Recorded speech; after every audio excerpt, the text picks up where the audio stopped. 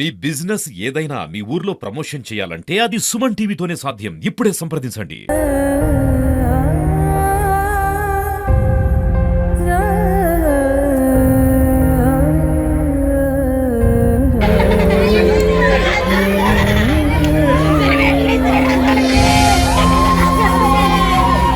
Welcome back to Suman TV. నేను మీ సుప్రసాద్. కాకినాడ జిల్లా ఈ జగ్గంపేట నియోజకవర్గ పరిధిలో గల సోమవారం అయితే ఉదయమే ఒక భారీ యాక్సిడెంట్ జరిగింది. ఒక కారు బీభత్సం సృష్టించింది.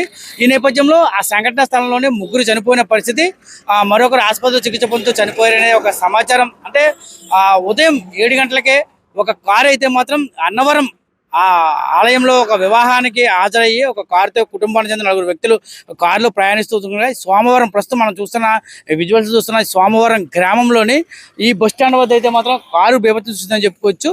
ఆ కారు ఒక్కసారిగా అదుపు తప్పి ఇటువైపు వెళ్తున్న ముగ్గురిని గుద్దడంతో, బలంగా గుద్దడంతో అయితే మాత్రం ఆ సంఘటనా స్థలంలోనే 2 చనిపోయిన పరిస్థితి, మరో 2 ఆసుపత్రితో చికిత్స పొందుతూ చనిపోయారు.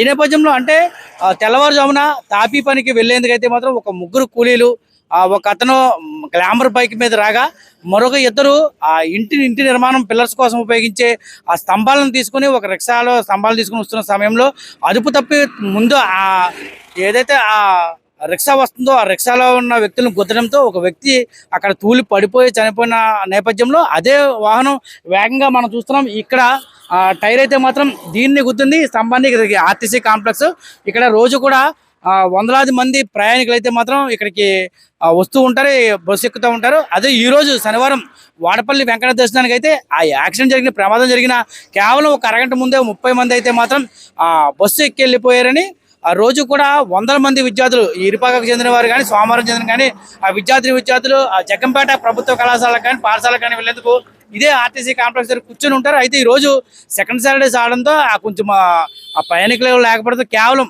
ఒక 7గురు మాత్రం ఈ ప్రాంతంలో ఉన్నారు. అందులోని 3 మృతి చెందగా ఒక అమ్మాయి చికిత్స పొందుతూ మృతి చెంది. అదే ఇరుపాకకు చెందిన మరో 2 అమ్మాయిలు అయితే మాత్రం ఇక్కడ నర్సింగ్ నేర్చుకోవడానికి రాజానగరంలో ఉన్న నర్సింగ్ పాఠశాలకు వెళ్లే సమయంలో ఇక్కడ ఉన్నారు. వేగంగా వచ్చిన కారు అక్కడ ఉన్న వారిని కుదరడంతో పాటు ఇక్కడ కూర్చున్న అమ్మాయిలు అయితే గుర్తింది. అందులో ఒక అమ్మాయి ఆ ఘటనను గుర్తించి హుటాహుటిన పారిపోవడంతో మరొక అమ్మాయి మీద కారు వెళ్ళిపోయిన పరిస్థితి. ఈ నేపథ్యంలో ఇక్కడికి ఈ సంఘటన చూసిన స్థానికులు హుటాహుటిన ఈ ప్రాంతానికి చేరుకున్నారు. ప్రాంతానికి చేరుకుని ఇక్కడ క్షతగాతులందరినీ కూడా ప్రమాదానికి గురైన వారిని హుటాహుటిన ప్రభుత్వ ఆసుపత్రి తరలించిన పరిస్థితి నేపథ్యం. అలాగే మృతి చెందిన కుటుంబాలను కూడా ప్రతిపాడు ప్రభుత్వ ఆసుపత్రి తరలించారు. ప్రస్తుతం 4 అయితే మృతి చెందారనే ఒక సమాచారం అయితే ఉంది.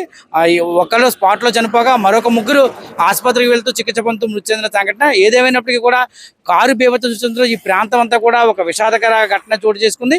ఒక్కసారిగా ఉదయం 7 గంటల ప్రాంతంలో జరిగిన ఈ ఘటనతో అయితే మాత్రం ఈ సోమవారం గ్రామ ప్రజలు ఒకసారిగా ఉలిక్కిపడ్డారు. అంటే వేకువజామునే అందరూ కూడా ఉపాధి పనుల నిమిత్తం కానీ కూలి పనుల నిమిత్తం కానీ వెళ్లే పరిస్థితుల్లో ఇక్కడ మనం చూస్తున్న షెడ్ దగ్గర అయితే ఉంటారు.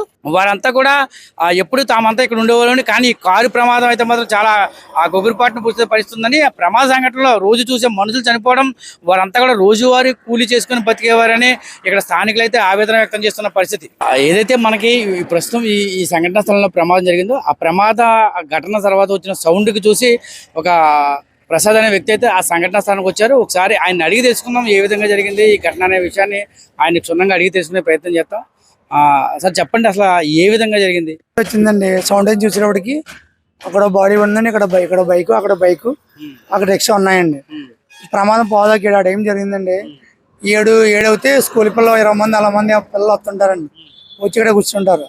ఇవాళ శనివారం వల్ల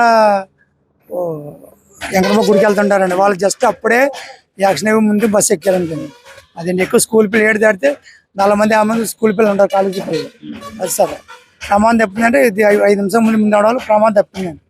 అంటే అది కానీ వెనక వచ్చిందంటే స్కూల్ పిల్లలు చాలా మంది చనిపోయి ఉండేవారండి. అదండి.